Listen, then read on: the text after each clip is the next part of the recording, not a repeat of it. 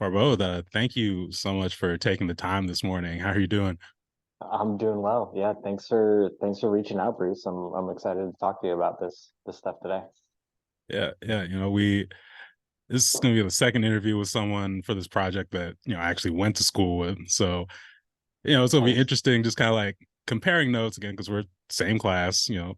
But yeah, it's just slightly, I guess I didn't say like different perspectives, but just like I'm very curious about a lot of you saw some of the stuff that we saw. So Yeah. yeah, I guess to start though, can you just talk about like what years you went through the LO school district? Yeah, I mean, I was in the Lake Oswego school district from first grade through graduating high school. So, I graduated in 2007, same class as you. So, you'd subtract, what is that, 12-ish years, wherever Mhm. that places you. I mean, I grew up in Lake Oswego over in Mountain Park. Went to Uplands Elementary, Lake Oswego Junior High, and Lake Oswego High School. Um, so definitely like spent all of my formative years in the Lake Oswego School District. And where where did you or where did your family kind of go for community in the city or Oh in yeah. town? Um, so both my folks are originally from Iran, and both of them ended up in Oregon when they immigrated to the United States. Um, and my mom's family for the most part all landed in like the Portland area or like just Oregon in general. So we ended up having a lot of family here and a lot of family friends that my mom went to college with, and like folks that her and her cousins had met in Corvallis. So they had a very uh, strong network of like friends and family, and it ended up creating sort of this like larger unit of folks who all had kids at the same time. And then on top of that, there was like in terms of cultural community, there's like a Iranian festival during the summer, every summer in Portland in the park blocks, and there was a Persian language program that would happen at PSU on the weekends. When I was like coming up through elementary school and junior high, we would go and do that on, I think it was Saturdays. Um, but then like outside of like my folks just having a ton of Persian and Iranian friends and family here, there isn't sort of like a particularly strong Persian community. I mean, there are like definitely uh like communities from all around the Middle East that are like that have found their little like pockets in Portland. But there wasn't a whole lot of like cross cultural pollination there outside of um, like shopping at Barber World Foods for the like great Lebanese ingredients, and the fact that like those folks have been adjacent to the Portland area for, I mean, 20, 30 years now. Yeah, and it's like how because I think like when we're younger, we don't really like think about that specifically the isolation of that very deeply because we're just kind of like going through life. But I guess like how I know for like me, it's like reading, writing, kind of like I spent a lot of time just like to myself. But like how'd you kind of like cope with that? Yeah, I mean that's definitely one of those things that I didn't like realize I was coping with for a while. Because like I just sort of, like for because there was no one else that I knew who was dealing with it around me in my age, it didn't strike me as unique. So I think there were a lot of ways then where I would just look to like make friends and assimilate outside of like being Persian to get along and find community. And I think I did that like to a degree where there's like not a whole lot of like Persianness left. Um, Even though there are aspects of like Persian culture and my upbringing that are still really ingrained in me, I don't recognize those things as being Persian until I've taken a step back and can say like, oh, like that's actually like the cultural impact of like my parents and my aunts and uncles. Um, but I don't have a mirror for that. And like it gets really, it's difficult to hold, like to be able to like reflect for me on that, because I don't know that I ever spent time like reading about it or writing about it or like doing that kind of introspection. I was just like, well, what's the cool new thing right now that I can be into so that I can relate to my peers? Yeah, I feel that on like when you talk about sort of like assimilation, not just like I guess you'd say like the pressure to, kind of like assimilate, but just again, it's like it's the environment you're in. It's just, you're a kid. Like that's all you're doing. Cause I know like I think, I was very like introverted, so I can only like assimilate so far. But Right. also like it was definitely, like my parents were the huge part of that. I think about book reports in like elementary school, and like my mom especially is working in PPS. She was like very insistent, like, you are, we're doing a book report. Okay, it's Jackie Robinson, it's Bo Jackson. Yes. Even if it's like, being a kid wanting to do like sports people, it's like Yeah. it's going to be black people. And like I would, because I was resistant at the time, again, because you already stand out. And it's like, oh, they're gonna, just talking about black stuff again. Even when you don't understand the full dynamics of that as a kid, you still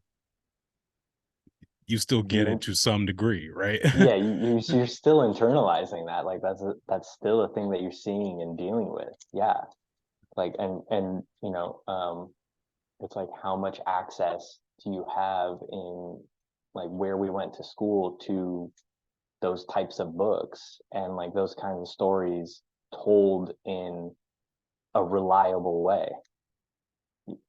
like Right.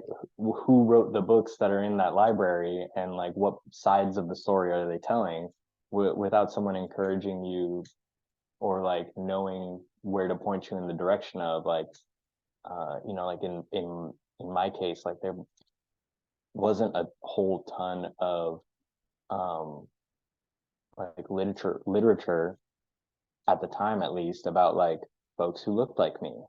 And like though like the one book that anyone ever brought up was like the Kite Runner, and like that was its own like Pandora's box of a story in um terms of like the themes and like having any like really anything to relate to at all. It was like, well, no, I don't relate to this. And honestly, like um yeah, that's a whole nother thing. Sorry. Oh, oh, no worries. Yeah, like again, just like reflecting back now with having a little bit more perspective, I always just think like, wow, I was really like a primary source of Black history, for a lot of my peers. Again, like you said, because like we weren't getting any of these like any other any other information, any other like history, any other stories at the time, especially like it's interesting to me to look at schools today where it's like it's still it's bad. Like it's very bad. And yet, there's the part of me is like, I can see the difference though, and like just some of the like bare minimums they've adopted where I was like, oh wow, this is nice, isn't it? I mean, even when, and we'll talk a little bit more about kind of like the cultural celebrations, but I think about, you know, like I guess, going to the city for like just different like black group stuff, events, and where it's like now in LO, it's like, okay, you have a Juneteenth celebration, you have a Black History Month celebration, and that leaves some things to be desired for sure. But like again, just the difference between that existing versus when we were coming up is, I'm always kind of like Yeah. taken aback by it a little bit. But I want to bring it back to the school experience though, Mhm. specifically. You just talk about yeah, like kind of like on a day to day, especially like, navigating issues of racism and race in LO schools. Can you just talk about what that was like? Yeah, I mean, like the thing that has always uh stuck in my memory as being like a very like defining theme of my experience through junior high and high school was the fact that like 9/11 happened when we were in like 7th grade. It was like start of the school year. And then the like the Iraq war happening, and like just the onslaught of like sort of like vulgar media that teenagers uh really just like got like force fed at that time, whether it was like, I mean, just like the simple like like hyper patriotism of Team America to like um caricatures of like Middle Eastern people in like cartoons and media. A lot of that would a lot of that came back to like my experience of being like one of very, very, very few Middle Eastern kids at Lake Oswego High School. And just like, like anytime something would happen in the news and you'd get like a little spike of talk about the Middle East in any sense, was like something that I would hear about. And whether like it's, the experience of like taunts and slurs from your um, classmates, or like being expected to be a expert or like a token spokesperson by your teachers. It's like it's like on the one hand, it's like, wait, am I supposed to be hated for this, or am I an expert on this? And like, and you're supposed to like respect me for it. And there's like a wild push and pull of that. And like for me, I'm like, well, I grew up I'm like, I grew up in Mountain Park. I'm born and raised here. What do I know about any of this to any of you? Just being like, like in a way, so totally confused as to um, how I would become like a face of that for some people. But that, that really was like, you know, it, sure, it wasn't every day, but it's definitely, it was one of those things where like looking back on it, it's like, oh yeah, I felt that a lot. Yeah, yeah, I was definitely gonna ask about that again because like we're in 7th grade. It's like I want to say like the second week of school or something, but 9/11 Yeah. happened, and then like yeah, the specifically like the difference between right before, because it's not like it wasn't racist before then, but like after Yeah. it is a whole thing. And I think at least I know with like my experience, the other it was very much a lot of this stuff was like couched in or like framed as like, oh, it's just a joke, right? Or not Right. being serious, like it's constant, Yeah. which Yeah. Yeah. is kind of makes you say like, oh, I don't think it's a joke because you keep like you're very obsessed with this. But Yeah. like, that kind of, now we kind of like more or more embrace terms like gaslighting to kind of like understand, or gaslighting microaggressions to kind of better understand and frame this. But Hmm. yeah, was it kind of like that as far as like the oh, we're just joking with, these slurs, these references, these allusions.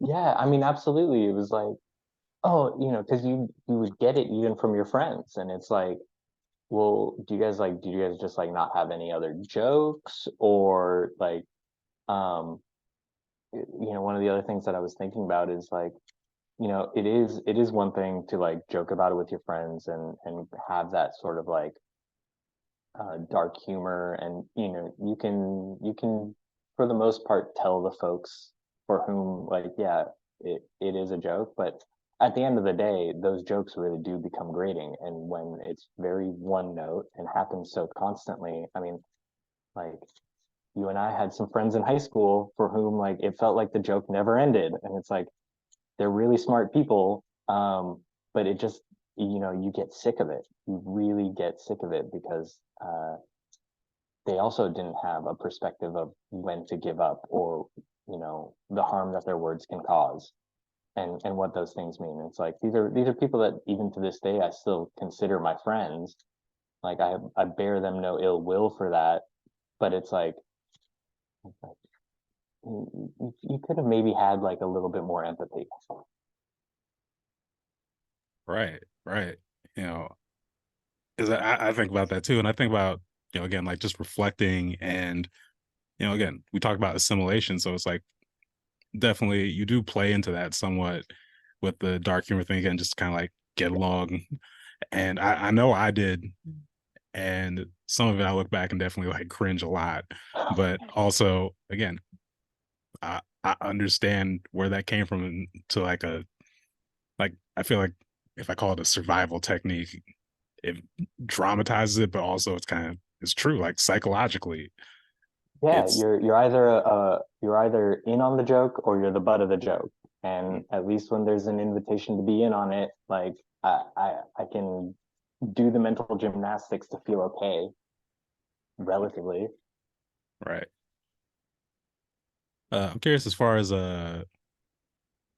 like you had any examples with whether it be like teachers, maybe administrators or other figures in the school where like it was supportive, you know, or if there are any yeah, like yeah, examples of supportive figures. Um,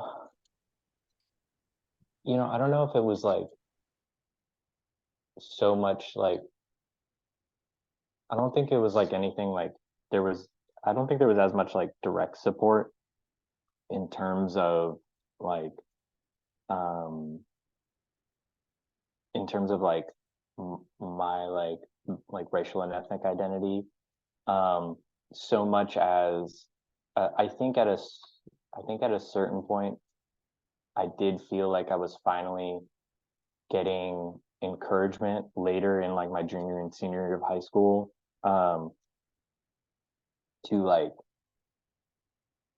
keep up with my peers in certain ways and I think it had and I think part of that had to do with like access to programs and uh like my parents were immigrants. My parents did not have a high school experience that involved model United Nations and uh uh uh mock trials and trips to the state capitol, and a lot of people's high school experiences don't involve those things either. Like going to Lake Oswego High School as like effectively a college prep program, and being Lake Oswego had access to a lot of those programs. And I think at a certain point in my high school career, like uh, some of my teachers, especially in like the social studies department, saw that like I wasn't hearing about the signups for those things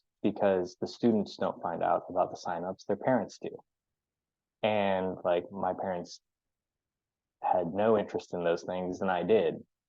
And so like getting, having people who would clue me into those things was huge for, especially because a lot of like youth in government and model United Nations like teach you a certain bit of like political awareness, and you end up in rooms with other students who have some sense of political awareness, and talking about those things is what set me on a track to understanding like my identity and my political identity better, and like opening my eyes to like exactly why it was so much of a problem to also be in the Lake Oswego school district for me as a person of color.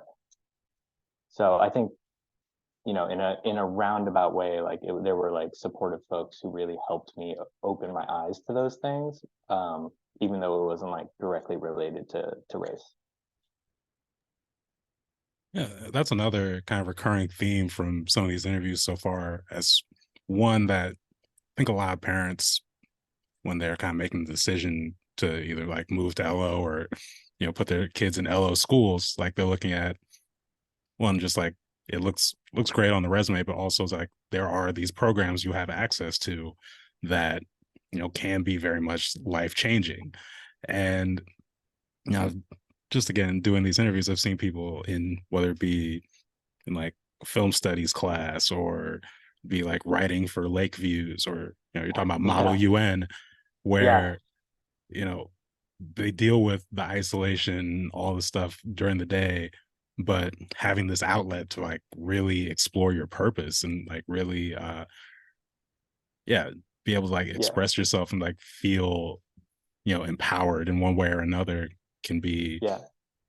uh yeah, it can kind of just like it sets you up to for success in a way. I also have to imagine again with the that dynamic of just like the constant hacky racist jokes where it has to be like jarring where you're in like a Model UN setting and you have certain classmates who will go from that to just revert like on a dime.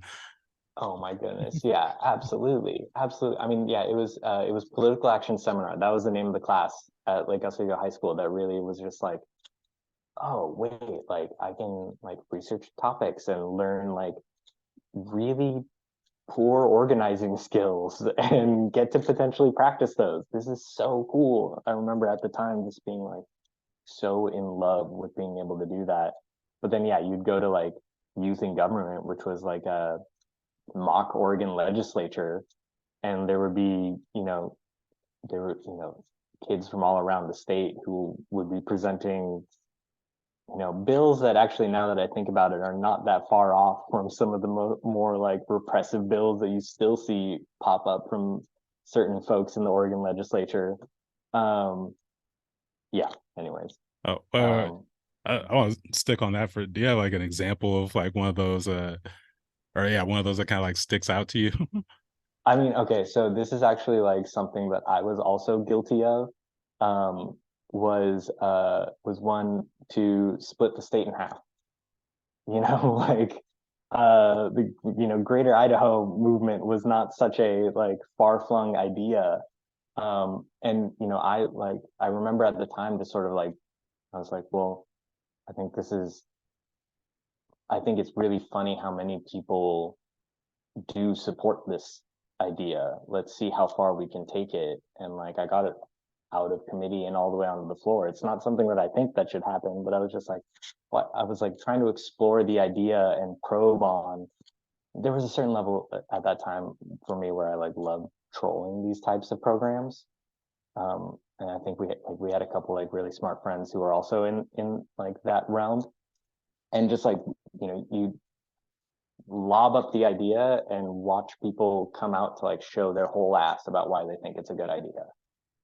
And, and then you like very quickly knew who you like can and can't trust.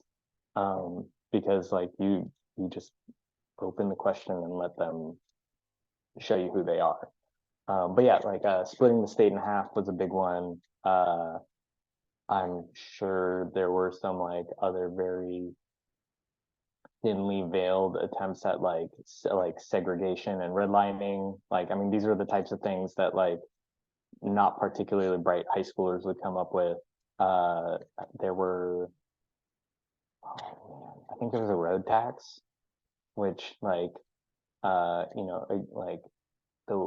something that you don't realize going to Lake Oswego School District is the way that many of these issues affect urban and rural environments, and like goes into the whole like, I mean, like the whole issue of like, I don't know how to word this, like, the socioeconomic bubble of going to Lake Oswego High School. Um, yeah, Yeah, yeah. You know, that brings me to next point as far as I think these interviews, one of the things that's really just kind of like come out understandably is a lot of stories about how not to respond to issues. So I remember like when we were say probably like our junior year, because it was from what was it, playing Lincoln in the oh man, yeah, Lincoln the state tournament, yeah, and the crowd erupts when when Omar goes to uh at the free throw line. There's one first chant is, or I can't remember the order, but it was like one was hooked on phonics, one was you can't read. And Omar Leary is a black player at Lincoln for yeah, those watching this for the context. But obviously was once wild and boldly and very insistently racist. But then I think about the response when we get back to school on Monday, because and yeah, correct me if I'm remembering this wrong, but I know we had like there's like a brief statement in like the morning announcements, and Hmm. then basically like the teacher I had basically like fielded to the class to unsurprisingly be like, oh, it's just why are people taking this so seriously? And just like a chorus of that and then move on. Like, Right. was that was it is that what happened with you or when your Oh, classes when they heard yeah. about it? I mean, and like what? Not just that, but just like so many things would happen, and the the lengths to which teachers would allow students be like play devil's advocate. It's like there are limits to like yeah, there's like sort of limits, and not checking those things. Like it was either like you allow people to brush these things off, or you allow people to basically just have these like very wild and hurtful political opinions, spew them in the class, and then um, like hold them at the same level of the opposing viewpoint.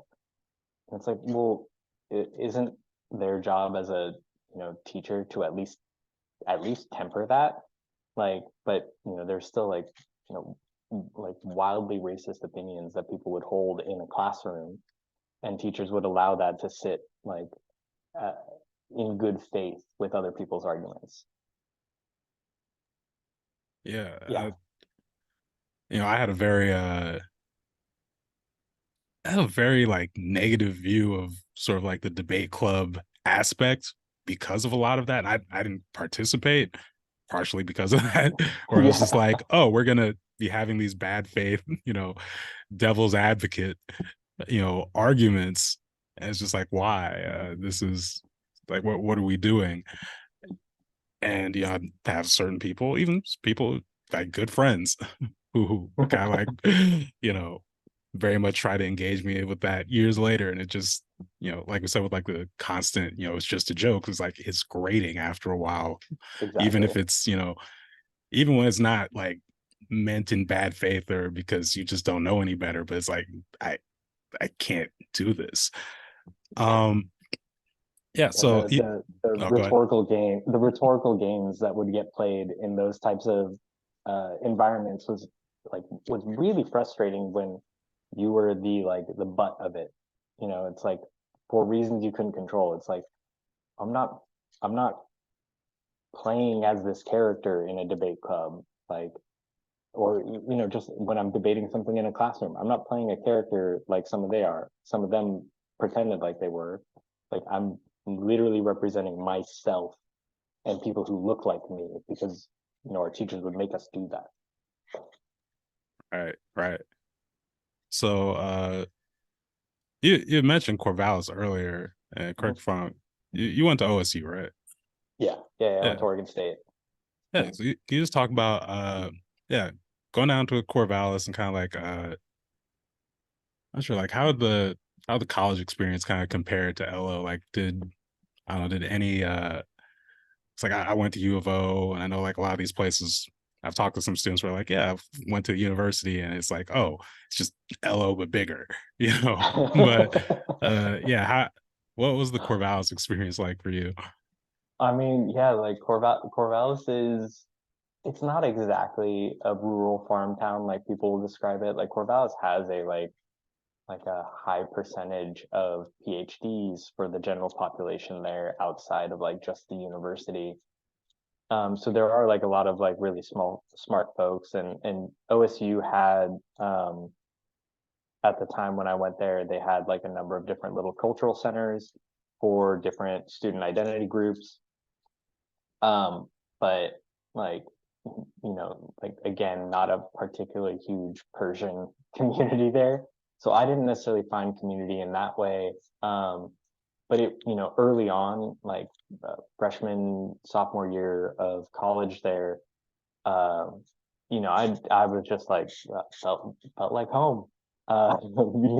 didn't feel all that different from high school in terms of, you know, the faces I would see on campus and the people that were around me to associate with. And that really was until I started getting into um, some sort of like higher level courses and engaging like politically on campus, that I started to find folks who, you know, were similarly inclined by um, how spread out a lot of the cultural programs were and how siloed off they were. Where it was, you know, it felt almost like a tactic to say like, okay, this group can go on this corner of campus and this group will be on this corner of campus. And there was not a whole lot of intermixing of like just like non-white, you know, so like separated non-white identities. And it actually like led to where, you know, if you got deep enough into it, you could see that a lot of these programs and a lot of these folks felt like they had to fight for resources, like fight against each other for resources. Like if the AAPI Center was getting you know, a renovation, it meant that they were taking away from the Pride Center. It's like, no, like there's more than enough to go around. They're just trying to pretend like the budget isn't big enough. Like like everyone could have their renovations, you know, like anyway, the politics of the student budgets, that's a like a whole other can of worms. Um, but like being, you know, being at Oregon State and Oregon State being so small did afford me a lot of opportunity, you know, small in terms of like um, a lot of folks who go to Oregon State are like there to have their college experience and get out. And I really explored it, and I got a lot of opportunities through student government there to travel around and meet folks at other student governments and learn about how their campuses use their student budgets to like support their, you know, like multicultural programs and like strengthen their communities of color on their campuses. And, you know, like hopefully I would like me and the folks that I was working with were able to like bring some of that stuff that we learned back to Oregon State and implement that. And that felt really good. But there is definitely sort of like a there was like a block at some point where I was like, well, how do you take that back even further and like get to do that on a high school level? Because like high schools are not big institutions like universities that can have like centers. They just have like affinity groups and clubs that usually meet for like an hour a week after school and move on. Um, but yeah, Corvallis, to go back to the agricultural question, like very much felt like Lake Oswego, except, you know, it was just easier to see cows. Nice, nice. Yeah, I that's something I ponder on a lot. Like when you talk about like specifically like the clubs on campus, and you know, when I was at U of O, kind of, you know, coming from this bubble environment, and then having like, oh, there's a BSU, there's, you know, there's clubs like, oh wow, it'd be nice if we could bring some aspect of this even to LO. Now it's like you're seeing that, but also you're seeing those same dynamics where on a Mm-hmm. much scale, like you said, with the affinity clubs, where it's on a much smaller scale, but again, it's fighting for space, fighting Yeah. for little scraps of the budget, if that. And you're always trying to wonder, like, okay, how do we not recreate all the same like problems that Yeah. get like burdened on these students with this, or with these things that are supposed to be resources. uh I mean, to that point, you know, I was think about now with like having more perspective going into, you know, being career people Mm-hmm. now, like you ever think about like how LO is shaped or influences like how you move one through life, but also in your career specifically? Oh yeah, I mean big time. um I mean it I think that like a lot of my life post high school there's been a good chunk of my life spent like deconditioning a lot of my expectations of what the world should be like because I lived in the LO bubble. And it's like it's one of those things that you don't realize that you've been taught, but like um just like remembering to view the world with as big of a lens as possible instead of just the LO lens has been a really big one. Um, but then on the other hand, like all of those, like survival mechanisms for getting by in LO have made me very well uh like I now like have the ability to speak the language of those people because I've had to do it for so long. Like, like you have to code switch when you go speak with white administrators. And like it's like, oh wait, I already know that language because like I lived in a primarily white, like what was it at the time? It was like 97% white community. It's like there are ways that you have to approach people. There are power dynamics that you have to respect so that folks will respond to you in a certain way. Um, I didn't have to learn those. I had to learn how to turn those off so that like I could allow people the more space because I realized I was taking up space in the same way that those people would. Um, that was a big one for me. Another is that at some point I sat on like a state commission for reimagining education, like K through they called it K through 20 in the state. And one of the things that I learned from I had gotten to meet a middle school teacher who taught out in Forest Grove, and she was like telling me about like students she had who were like teenagers who had never seen the park blocks or the Portland Art Museum. I was like those were like elementary school and junior high trips that we got to take, and like think like I'm constantly thinking about like you know I think a lot about it's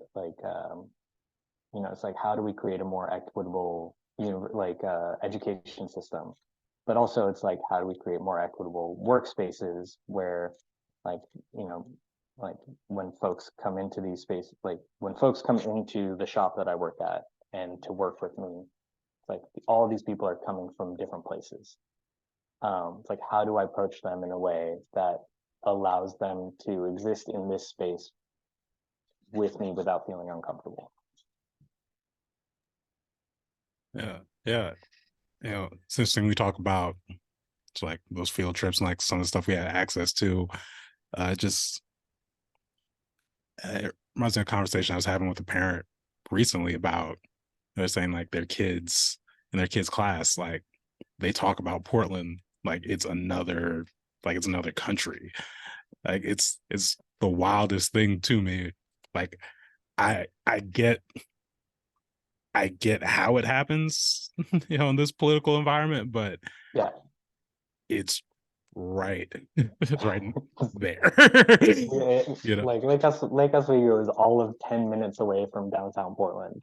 Yeah, It's so close, but like yeah, the in terms of education, like that is apparently a very long distance to go. mm, Um, yeah, yeah, and it's funny like how does uh in Lake Oswego like nowadays when I go into Lake Oswego to like say grab a scoop of ice cream or something and like walk by the lake, I look around at folks and it does feel like that where it's like because I work in downtown Portland across the street from Powell's.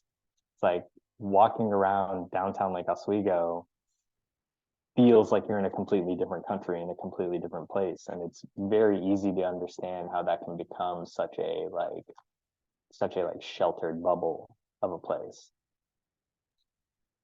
yeah, yeah. Uh, I want to thank you again for taking the time this morning. Before I let you go, though, I'd Sure. like to leave with some kind of a advice, both for sort of like the people in whether it be like leadership positions in the city, the school district, but also community members trying to better do this work and better serve students, especially because I think that's kind of Mhm. like the epicenter when we talk about anti-racism in LO. And with your perspective, as far as like, the inner workings, like on like a very political level, on a very like understanding budgets, because a lot of people really don't. I don't Yeah, know if you have any words of advice again for people in sort of like these positions of influence to just like strengthen what we're doing. yeah. Uh, I I would say that it is anytime you're able to implement a program that anytime that you're able to start implementing programs that allow folks to be seen and recognized for who they are, you're giving them like so much more of a leg up to open themselves up as like students and people within your organization. And you know, it can feel like there's always a constraint on resources, but so many of these like budgets and programs that folks are asking for and that school districts like Lake Oswego are so well positioned to implement are far from the greatest experience or the greatest expense on those budgets, and will continue to be far from the greatest expense on those budgets. And implementing any one of those will enrich the educational experience of students so much and graduate so much more dynamic adults out of out of Lake Oswego. And I think that that's something that like it's already such a fantastic educational program to be in. Like you are afforded so many opportunities. It seems like such an oversight not to have like greater equity and recognition of like how race plays a part in our world. Like to for an educational system like the Lake Oswego School District to ignore that in any way, or and to not like be the best at teaching that type of stuff, like feels criminal to me. Absolutely.